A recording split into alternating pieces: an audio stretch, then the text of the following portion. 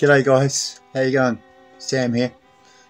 I was taking my dog for a walk the other day, both dogs, little chihuahuas, a little puppy.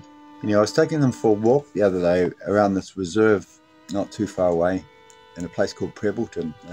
There's a wee reserve they've made, and it's got a track that goes around the perimeter of it. It's all native bush, quite well developed, and it's quite a cool wee track, very safe. Well, very safe in some ways, but it's actually up and down quite a bit in the terrain, and it's quite muddy. It's been raining a lot lately in Canterbury. Anyway, I was walking along and we came up to a narrow bit quite high up, and it was quite muddy. I was slipping as I was going up the trail, and when I got to the top, I was playing with the dogs, making them run, getting the puppy to run up the hill, and I slipped down the bloody bank, and I fell head over heels quite a long way, a good 20 feet. And then in the bush, and I scraped my face. See? Scraped my face, and up here. I just like to say that, it's pointed out in case you were wondering what the marks on my face are. Healing up pretty good. I'll put my hat down so they don't show, because they're pretty ugly, aren't they? So, how you going, guys? Whoops. Does that look alright? There we go. If I keep my... I can just sort of do it like that, maybe. How about that? How about that? You can't even tell. Hi guys, how you going, man? Woman, hope you're doing well today. Chin up, it's another day. Let's face it, with a grin. I've got some tips for you today. Some good old psychological tips.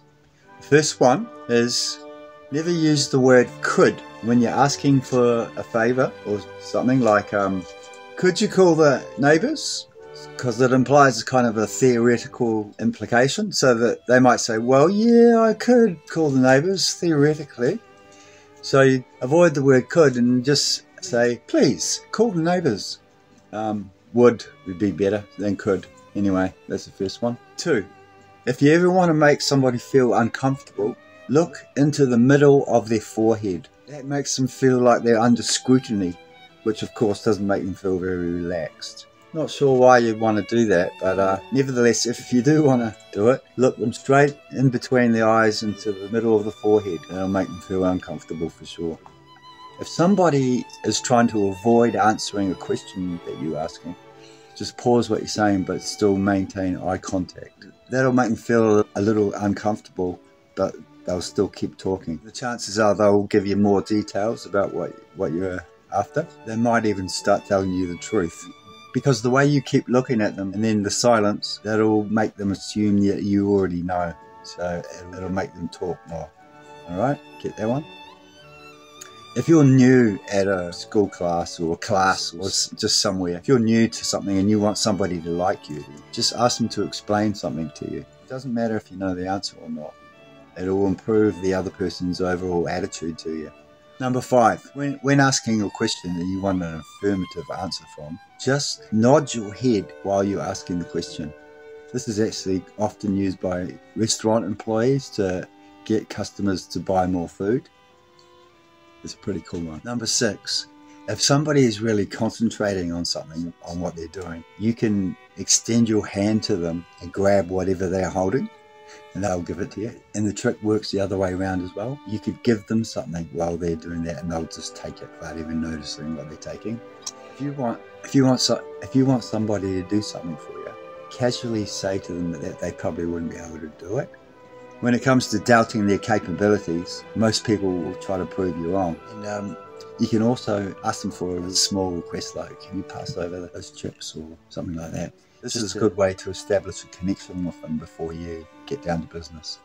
So that's a good one too.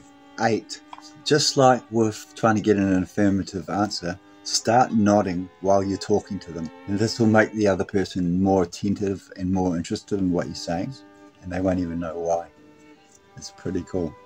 Number 9, if you like what's been presented in the deal, but you want to get it slightly better conditions or something, pretend to be just a little bit disappointed. This works like magic if you want to get a better deal. Number 10, as soon as your alarm clock goes off, sit up and go 2 fists. I know that sounds silly, but it fucking works to make you feel refreshed and ready to go for the day. If you're a little forgetful, like forget if you've locked the door or where your keys are or something like that, A good trick is to, while you're locking the door or while you're putting the keys in the place, say a bizarre phrase while you're doing it. Like, so while you lock the door, say, Pinocchio's nose grew far too long, or something like that. So later on, when you think, oh, did I lock the door? Oh, that's right, Pinocchio's nose. It works really well. Okay, good trick. If a person's trying to pull you into some kind of drama or argument or something, just say something nice to them. The old kill them with kindness actually works pretty good. Or another way is just to remain calm and silent. There's nothing more irritating than that. However, if you want to help them, if they're your friend and you actually want to help them, try to put yourself into their shoes. That way you'll be able to understand what's going on a little bit better. Okay? If someone on your team's been lazy or they're not pulling your weight, don't tell them what to do by saying, do this, do that. The way to do it is to say to them, start with this, and then present a small task for them to do. And then after they finish that, you say to them, very good, now continue with this, until they end up finishing what you wanted them to do in the first place. 14. If you have to do some public talking, some speaking, public speaking, don't forget to take a bottle of water with you. Well, you're going to need a little bit of water anyway for your nerves. If you forget your words, you can take a pause and drink your water. That'll give you time to remember your words. And if you're actually feeling anxious about the whole thing in the first place, say that to the audience as soon as you start speaking. Admit it. Tell them that you're feeling anxious. And that'll lighten the mood. It'll actually make you less anxious. But it'll also make the audience more sympathetic if you do fuck up. Right? Next tip. I can't remember what number we're up to, but if you didn't get a very good sleep, just tell yourself you did.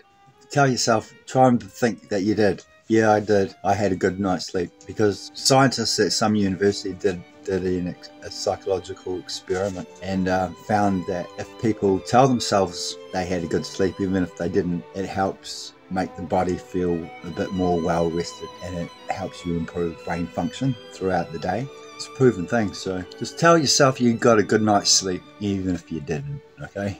Next tip, if you feel anxious when you see certain people, whenever you see certain people you get all anxious or funny, they will as well. So that's just something to keep in mind, okay? Every time you see somebody and then you get all anxious and nervous and then go away, that person will remember you as anxious and they will become anxious as well when they see you, just to mirror it. It's psychologically, that's just the way it works. So do with that information what you will. Next tip. People remember things better in the beginning of the day and the end of the day, but during the middle, in between, it's a bit blurry. This is a good tip to remember, say at a job interview. So agree to a time at the beginning or the end of the day, and that way the employer will remember you among everyone else. Don't forget to give this video a like and share it with your friends, and subscribe if you haven't subscribed.